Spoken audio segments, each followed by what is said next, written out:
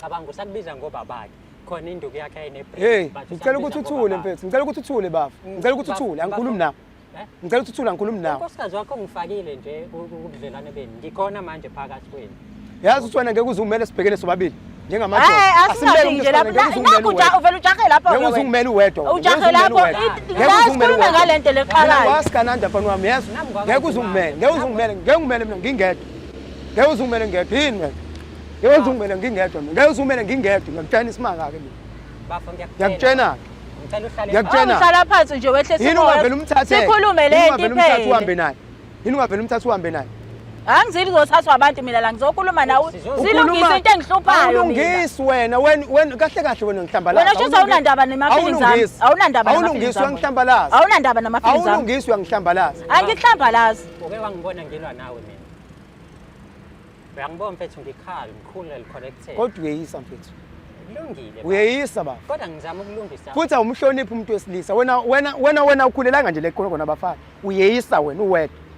wena ngikwazi ukuthi ngibambela yona ehlisa uma ukhulume lento usuka le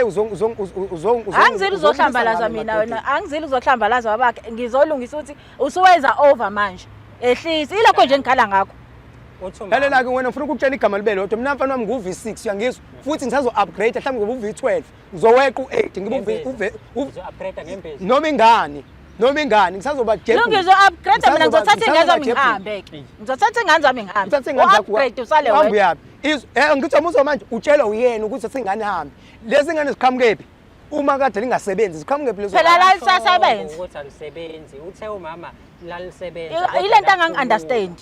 ile nto angayi-understand belisebenza itotolozi kwayilonto ukuthi liyaphumula yazi ukuthi ungenzisilima lonto yazi ukuthi ngempela bafowethu kungihlambalaza lokho angihlambalazi nkosami angihlambalazi kuphela ngizofuna usizo kodwa ngicela ukuthi ungilalele ngifanele ngiyichaze lento ngoba phela isusa senkinga ukuthi sikuphi manyambosi uyamuzwa ukuthi lo mfana uthini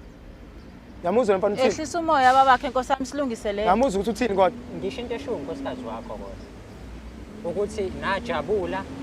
kwashintsha isikhathi kwaba khona la umjabulisa khona kancane but manje usubuyile inkinga usubuye ngamandla amaningi usaphumela nangaphandle ngaphezu kwaloko usuthinta ngisho abangani bakhe uthinte naseningi angazi mfethu mina angikaze ngithinte abasafuni ukuvakashela abasafuni bazovakashela mali lento ezokispansa babengafuni ngenze njani ke mina ngenze njani ke mina babengafuni ukuthi babelethwe mina yini basake beze kumina ngithi mabengasafuni manje wayiwaphansi naphi mina angiponsanga muntu mina wena ukhuluma into ongayazi bayangitshela phela bayangitshela ukuthi abasafuni ukuvakashela bafuna ukukutshena ngisazoqhubeka yabona ngisazopina ngayo uyabona ke lento engimlethele yona la nayo ke lento engimlethele yona la yilena lento engimlethele yona la uyakhumbula siqala ukuthi ngicela senze sure ukuthi siba calm kodwa wena ungangihloniphi wena owenza ukuthi ngicasuke ngiyaxolisa mfethu ngiyaxolisa into esifazana ufike ukhuluma ngale ndlela nawe ukhuluma ngale ndlela baba kodwa umuntu wesilisa mfethu mina bengenzela ukuthi izinto zakho zihambe kahle wena unentombi engakhi ngineyodwa kanjani Mbukeli masikubingelele sikwamukele kuphi na kuphi la ubukela khona le channel siyibiza ngokuthi umjolo show. Igama lami ngingudlala Matifana and I am the next big thing in KZN. Ngithula uhlelo silungisa umjolo olithola khona la ekhaya ku channel esiyibiza ngokuthi umjolo show. Khumbula ukuthi ke lo hlelo engilenzayo silibiza ngokuthi silungisa umjolo ulithola every Monday ngo9 ekseni kanjalo nangoLwesine. Sikwenza kanjani nalokho ngokuthi on Sunday ntambama sikushaye ngama highlights ukuthi yini ongayilindela ku episode ozobuyithola Monday ngo9 ekseni. Akugcinike lapho njengoba nango Thursday ngo-Wednesday siyaphinda futhi ntambama sikushaye ngama-highlights ukuthi yini ongayilindela ngo-Thursday ekseni ngo-9 so wena into ongayenza nje uma ukuthi upressile lo subscribe uzothola i-notification ezokutshela ukuthi ama-highlights avela nini kanjalo-ke ne-episode full episode uzoyithola nini akugcini-ke lapho nawe siyakucela ukuthi ube ingxenye yayo le channel ngokuthi ukwazi ukusubscribe ulike uphinde futhi ushare yona le channel esiyibiza ngokuthi umjolo show asikukhumbuzise futhi ukuthi ungakwazi ukupressa lela button elilapha ezantsi elibhalwe thank you uma wenza lokho uzobe udonate to us ukuthi ke sikwazi nathi ukuthi siqhubeke le channel ikwazi ukuthi ihambe iye phambili asikukaleli ukuthi udonate ngento engakanani wena wazi amandla akho nokusupporta nje ungaphinda futhi ke uthole exclusive content yayo le channel ngokuthi ujoin membership yale channel ukwazi ukuthi uthole izinto kuqala abanye abantu bengakakwazi ukuthi bazithola. Akugcineke lapho asiphinde futhi sikhuze abantu abathatha umsebenzi wethu bakithi bawuposte ey'nkundleni zokuxhumana. Ku-wrong kakhulu lokho ukuthi abantu bakwenze. Mhlawumbe omunye uzoyibuza ukuthi why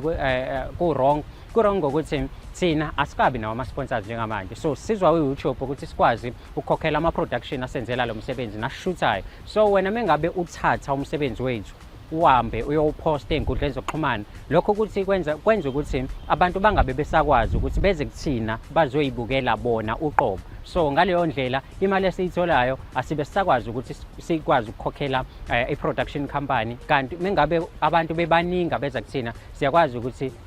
sikhokhele wonke ama-cost ayo i-channel nawa i-production. So ningayenzi leyo nto i-wrong kakhulu. Siyanicela bakithi, uDlala Matifana lo aningibonini, angilwi nani, ngiyalungisa. Namanje ngizozama ukulungisa ninako ukuthi into yethu siyenze ngendlela, siyenze ihambe kahle, siyenze ibe right. Niyazi ngicela ngani, ungakhohlwa ukusubscribe, ulike, uphinde ushare yona le channel Umjolo Show. Uyabona njengamanje siku-60k subscribers, okusho ukuthi sikhula nawe, bo ukhona siqala, usasekhona namanje. Asikhuleni sonke size sifike 2 million subscribers sindawonye, khona sizokwazi ngempela ukuthi silungise imjolo yobani nabo bani, njengoba wazi ukuthi ke indlu le khaya la senze izinto eziningi ezahlukahlukene. Siyabonga kakhulu.